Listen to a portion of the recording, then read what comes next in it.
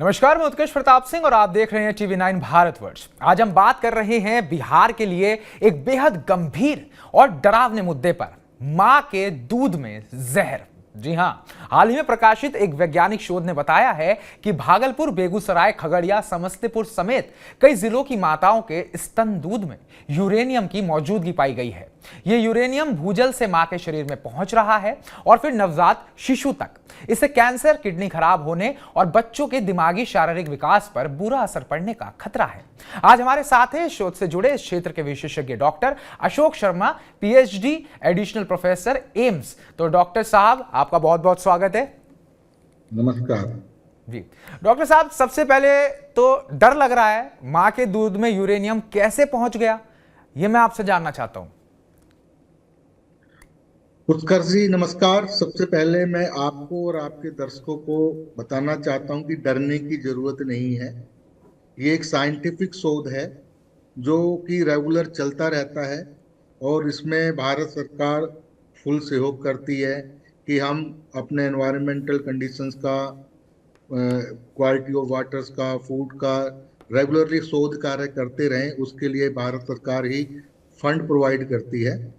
और जैसे कि ये वाला शोध भी महावीर कैंसर संस्थान पटना, डॉक्टर अरुण कुमार और उनकी टीम और एम्स न्यू दिल्ली में मिलके, और भी हमारे काफ़ी टीम है जो अलग अलग इंस्टीट्यूट से मिलके किया गया है ये शोध कार्य, जिसके लिए कि जो फंडिंग है रिसर्च शोध के लिए वो इंडियन काउंसिल मेडिकल रिसर्च द्वारा दी गई थी।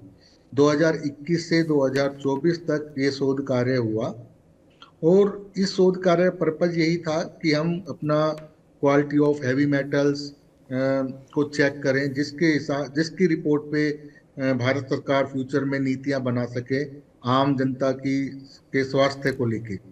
तो इस शोध कार्य में हमें मिला कि जो हमने पार्टिसिपेंट लिए 6 डिफरेंट डिस्ट्रिक्ट्स में, जैसा कि आपने बताया, उनके मिल्क में, लैक्टेटिंग मदर के जो दूध पिलाने वाली माताएं हैं, उनके मिल्क में हमको यूरेनियम का कंसंट्रेशन मिला।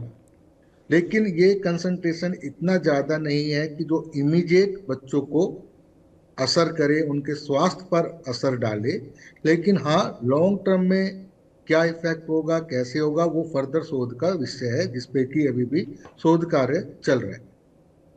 जी सर। तो सर, शोध में 100% माताओं के दूध में यूरेनियम मिला है। क्या यह मात्रा बहुत खतरनाक स्तर की है या अभी शुरुआती चेतावनी है? और अगर इसको लेकर अभी काम नहीं किया गया तो आने वाले समय में यह कितनी बड़ी समस्या बन सकती है और कितने व्यापक रूप पे हमें इसके परिणाम देखने को मिलेंगे? देखिए, जो हमें यूरेनियम की जो मात्रा मिली, ये हमें नालंदा में, डिस्ट्रिक्ट नालंदा में सबसे कम मात्रा है, 2.35 पिकोग्राम पर ml। और जो सबसे ज्यादा मात्रा मिली वो कटिहार डिस्ट्रिक्ट में मिली, जो कि 5.25 माइक्रोग्राम पर लीटर है। ये कंसंट्रेशन अगर WHO की रिपोर्ट के हिसाब से देखें, जो परमिसिबल रिपोर्ट है, उससे बहुत कम है। WHO के अकॉर्डिंग 30 माइक्रोग्राम पर लीटर वो परमिसिबल लिमिट है ड्रिंकिंग वाटर में। ये हमें माताओं के मिल्क में मिली है, तो इसमें डरने की जरूरत नहीं है। मेरा आपसे और आपके जितने भी दर्शकगण हैं उनको निवेदन है कि माताओं का दूध कंटिन्यू पिलाते रहें बच्चों को, क्योंकि वो अमृत है बच्चों के लिए। उससे बच्चों का इम्यून सिस्टम, ग्रोथ और जो चाहिए न्यूट्रिशन चाहिए लगातार मिलता है। लेकिन हाँ, ये एक नया विषय हमारी नॉलेज में आया है, जिसके लिए आगे कंटिन्यू रिसर्च और शोध कार्य करने की जरूरत है कि भाई लॉन्ग टर्म में इसका क्या प्रभाव पड़ता है या नहीं पड़ता है ना, उसको देखने की जरूरत है। लेकिन एज करंट रिजल्ट के हिसाब से अभी घबराने की जरूरत नहीं है, जैसा कि हमने अपनी स्टडी के अंदर भी प्रकाशित किया है। जी अच्छा सर, नवजात शिशु जो होता है, अगर उसके शरीर में यूरेनियम की मात्रा बढ़ती है तो उसके कौन कौन से असर उस पर हमें देखने को मिलेंगे? कौन कौन से दुष्परिणाम है जो नवजात के ऊपर देखने को मिल सकते हैं? देखिए, जब लैक्टेटिंग मदर्स जो ड्रिंकिंग ग्राउंड वाटर ड्रिंक कर रही हैं, जो कि यूरेनियम कंटामिनेटेड है, इसके लिए भारत सरकार ने और बिहार सरकार ने ऑलरेडी अच्छी अच्छी योजनाएं स्टार्ट की हैं। हर हर घर नल एंड जल, जिससे कि एक साफ स्वच्छ वाटर पीने के लिए मिल सके सभी को। लेकिन दूसरा क्या होता है कि जब यूरेनियम आता है तो माताओं के अंदर एक खूबियां होती हैं कि बहुत सारा यूरेनियम वो एक्सक्रीट हो जाता है, यूरिन के थ्रू बाहर निकल जाता है। तो फिर भी थोड़ा बहुत उसके बाद भी हमें मिल्क के अंदर यूरेनियम की मात्रा देखने को मिली है। लेकिन अभी हम पक्के तौर पे नहीं कह सकते कि भाई क्या इफेक्ट आएगा, लेकिन ऐसा संभव है कि लॉन्ग टर्म में अगर कंटिन्यू कंसंट्रेशन यूरेनियम की बढ़ती है और नवजात शिशु कंटिन्यू जाता है, तो लॉन्ग टर्म में फ्यूचर में न्यूरोलॉजिकल डिसऑर्डर है, उनका आईक्यू लेवल है, कॉग्निटिव डेवलपमेंट है, किडनी है, इनके ऊपर इफेक्ट पड़ सकता है। लेकिन अभी इसका कोई साइंटिफिक एविडेंस नहीं है, इसके लिए हमारा शोध कार्य चल रहा है। अच्छा अच्छा तो सर, कहा जाता है कि गंगा का पानी तो पवित्र है, लेकिन भागलपुर खगड़िया जैसे जो जिले हैं जो गंगा के किनारे बसे हुए हैं वो ज्यादा प्रभावित है। तो क्या अब गंगा भी जहरीली हो चुकी है? नहीं, ऐसा नहीं है। गंगा देखो, already Namami Gange project prime minister साहब का चल रहा है और इसमें सभी लोग योगदान दे रहे हैं। गंगा तो पहले से हो गया। स्वच्छ हो गई है और आगे भी हो रही है। तो हम ये नहीं कह सकते गंदी हो रही है। अब तो सफाई अभियान चल रहा है under the Namami Gange project, और हम सबको मिलकर इस कार्य को आगे बढ़ाना चाहिए, क्योंकि बिना जल तो आगे जिंदगी होगी नहीं।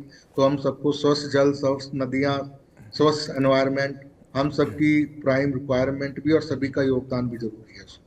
अच्छा सर, ये नॉन कैंसरस रिस्क जो है, नॉन कैंसरस हैं, ये कौन से रिस्क हैं, कौन सी बीमारियां हैं जो यूरेनियम की मात्रा बढ़ने से शरीर में पैदा हो सकती हैं? अगर कैंसर से हटके देखा जाए तो वो कौन कौन सी मुख्य बीमारियां हैं जो हमें देखने को मिल सकती हैं? न्यूरोलॉजिकल डिसऑर्डर्स ही मैंने आपको बताया अभी, ब्रेन डेवलपमेंट, न्यूरोलॉजिकल डिसऑर्डर्स, है ना, ये कैंसर से हटके ये बीमारियां हैं। और यूरेनियम एक हैवी मेटल्स है, ऐसी बहुत सारी और भी हैवी मेटल्स हैं, कैडमियम, कॉपर, लेड, जी। आर्सेनिक, जिसका ये सब एनवायरमेंटल पॉल्यूशन पोल्यूटेंट्स हैं, जिसकी वजह से शरीर के पूरे मेटाबॉलिज्म पर, मैकेनिज्म पर इफेक्ट पड़ता है।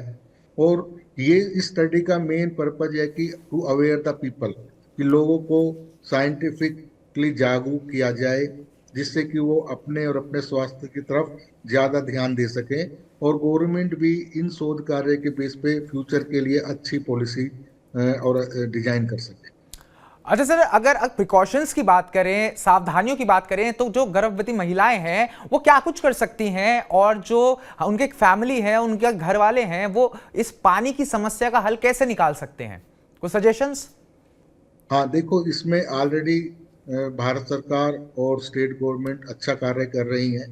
जैसे पेयजल हमारा स्वच्छ होना चाहिए, साफ सुथरा होना चाहिए, गंदे जगह से न आरओ वाटर वगैरह लगा होता है, तो साफ सुथरा पानी पिए, अपने हैंड वॉश करें। प्राइम मिनिस्टर साहब ने भी ऑलरेडी बहुत सारी मन की बात और दूसरे प्रोग्राम में लोगों को अवेयर करने के लिए टाइम समय समय पर बताते रहते हैं। बिल्कुल। अपने स्वास्थ्य का ध्यान रखें, अपनी पूरी न्यूट्रिशियस डाइट लें, जो स्वास्थ्य केंद्र है वहां पर जाकर रेगुलर चेकअप कराएं, अपना भी और बच्चों का भी। और सभी लोग साल में एक बार ही अपना ब्लड टेस्ट जरूर कराएं, जिससे कि अगर कोई बीमारी या किसी तरह की होती है जल्दी पकड़ में आ जाए, जिससे उनका टाइम पे संभव इलाज हो सके। जी। अच्छा सर, बिहार में पहले आर्सेनिक, फ्लोराइड, आयरन की समस्या हुआ करती थी, अब यूरेनियम की समस्या देखी जा रही है। तो बदलते वक्त के साथ वो कौन सी गलतियां हैं जो हमारी तरफ से हो रही हैं और जिनकी वजह से हमारे वातावरण में इस तरीके के टॉक्सिक एलिमेंट्स ज्यादा बढ़ गए हैं? ये केस ओनली बिहार का नहीं है, पूरी कंट्री के अंदर जहाँ जमीन के नीचे सारे जो मेटल्स हैं, ये बड़े कॉमन मेटल्स हैं, हर जगह मिलते हैं। जी। लेकिन ये स्टडी बिहार में कंडक्टेड थी, तो इसलिए बिहार का रिजल्ट हमको मिला। पंजाब में, राजस्थान में वहाँ भी है कंटामिनेशन, तो लेकिन स्टडी बिहार में हुआ तो वहाँ का रिजल्ट आया हमारे पास। तो टाइम के साथ से, क्योंकि कुछ एरिया में माइंस ज़्यादा हैं, जहाँ खदानें हैं, वहाँ पे एग्जीबिशंस होता है, खुदाई चलती है, और नियर बाई वाटर सोर्स होता है, तो वहाँ से कंटामिनेशन आने का चांसेस ज़्यादा है। लेकिन वाटर, ग्राउंड वाटर में यूरेनियम का सोर्स क्या है, इसके बारे में अभी ज़्यादा जानकारी संभव नहीं, अवेलेबल नहीं है। इस पर शोध कार्य करने की जरूरत है, जो कि चल भी रहा है। अच्छा सर, जो आरओ हैं, जो वाटर फिल्टर्स हैं, क्या वो इसमें मदद कर सकते हैं? क्या मददगार साबित होंगे वो इसमें? यस, उसमें मददगार होंगे और अच्छे बेटर फिल्टर्स इंडस्ट्री को बनाने की जरूरत है, जो कि हैवी मेटल्स जितनी भी हैं, स्पेशली जैसे यूरेनियम का कंटामिनेशन अभी पता लगा है, इसको भी हम और अच्छे से रोक पाएं और अच्छा स्वच्छ जल सभी को पीने के लिए मिल सके। तो सर, इसकी जो मेन सोर्स है अगर उसकी बात करें तो वो कॉन्टेमिनेटेड वाटर यानी कि दूषित पानी है। यस, तो हमें सबसे पहले जो फोकस करना है वो पानी पर करना होगा कि हम साफ पानी पानी पिए। पे साफ पानी पिए। और इस यूरेनियम का सोर्स क्या है ग्राउंड वाटर में, वो अभी खासकर इस एरिया में वो भी अननोन है, वो पता लगाएं। ठीक है सर, तो मैं तो आपका सर पानी ज्यादा साफ सुथरा हो, बिल्कुल नहीं, बोलिए बोलिए, बिल्कुल सर। पानी साफ सुथरा हो और अच्छा न्यूट्रिशियस फूड, हम जितनी भी हमारी गर्भवती महिलाएं हैं उनकी न्यूट्रिशन डाइट और स्वच्छ वाटर, ये दोनों अगर हम अच्छा रखें तो उनका हेल्थ अच्छा होगा बिल्कुल। और जो बच्चे हैं उनका भी स्वास्थ्य अच्छा होगा। अरे सर, मैं आपका अब ज्यादा समय नहीं लूंगा, मुझे पता है आप व्यस्त हैं। बस एक चीज मैं आपसे जो पूछना चाहूंगा यहाँ पर वो ये है, अगर कोई गर्भवती माँ ये चीज सुन रही है जो हम बात कर रहे हैं और वो डर गई हैं, तो उनके लिए आप दो चार चीजें क्या बोलना चाहेंगे अपनी तरफ से? एक विशेषज्ञ होने के तौर पर आप उन्हें क्या सलाह देना चाहेंगे और उनका डर आप कैसे कम करना चाहेंगे?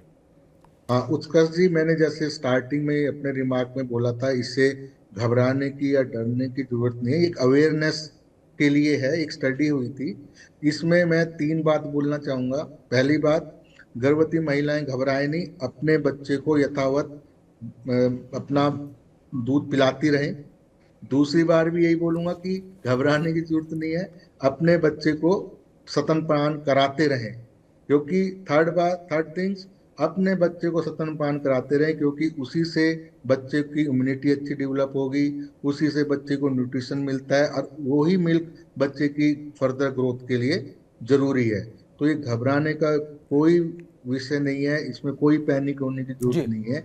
एक ऑन गोइंग स्टडी है, जर्नल स्टडी है, जिसमें हमको पता लगता है, ये सभी जगह चलती हैं, भारत सरकार के सहयोग से ही चलती हैं, जिससे कि फ्यूचर में आने वाली प्रॉब्लम्स को हम एडवांस में ही उनका सोल्यूशन निकाल सकें, उसके अकॉर्डिंग सरकार अच्छी पॉलिसी बना सके कि फ्यूचर में इस तरह की प्रॉब्लम को हमें फेस ना करना पड़े। अच्छा सर, बिल्कुल, बहुत बहुत धन्यवाद आपका हमारे साथ जुड़ने के लिए। एक बस लास्ट चीज जो मैं कंक्लूड करना चाहूंगा यहाँ पर कि साफ पानी पीने पर सबसे ज्यादा ध्यान देना चाहिए। यस, आपका जो साफ पानी पानी है। पर, जी हाँ जी, साफ बोलिए। पानी पिए, उससे नॉट ओनली हैवी मेटल्स और भी जो इन्फेक्शियस रिलेटेड डिजीज हैं उनसे भी बचाव होगा और उनसे भी सुरक्षा होगी। और साथ में अच्छा न्यूट्रिशन फूड खाएं, और जो प्राइम मिनिस्टर साहब ने ऑलरेडी बोला है, योगा, मॉर्निंग में अपना योगा यथावत करते रहे। और एक बहुत इंपॉर्टेंट बात सर आपने बोली थी कि 1 साल में एक बार अपना ब्लड टेस्ट जरूर करवाएं। वो बहुत जरूरी है। ठीक। यस, तो बहुत बहुत धन्यवाद सर आज हमारे साथ आपके जुड़ने के लिए और इस मुद्दे पर बहुत सारी इंफॉर्मेशन शेयर करने के लिए। बहुत ज़्यादा यूजफुल होगी ये, बहुत ज़्यादा कामगार रहेगी। और जिन लोगों में एक खौफ, एक डर आ गया था इस खबर को सुनने के बाद, शायद कहीं ना कहीं वो थोड़ा रिलैक्स फील करेंगे अब। जी, बहुत बहुत नमस्कार सर। तो अभी हमारे साथ विशेषज्ञ डॉक्टर अशोक शर्मा जी मौजूद थे। आपने देखा और सुना कि उन्होंने इस चिंताजनक मुद्दे को लेकर क्या कुछ कहा है, क्या कुछ उन्होंने अपनी तरफ से बताया है कि क्या करना है और क्या नहीं करना है। तो इस पूरे मुद्दे को लेकर आपका क्या सोचना है, आपकी क्या राय है, कमेंट बॉक्स में कमेंट कर हमें जरूर बताइएगा। और आप भी अपना ख्याल रखिएगा और अपने आसपास के लोगों का ख्याल रखिएगा।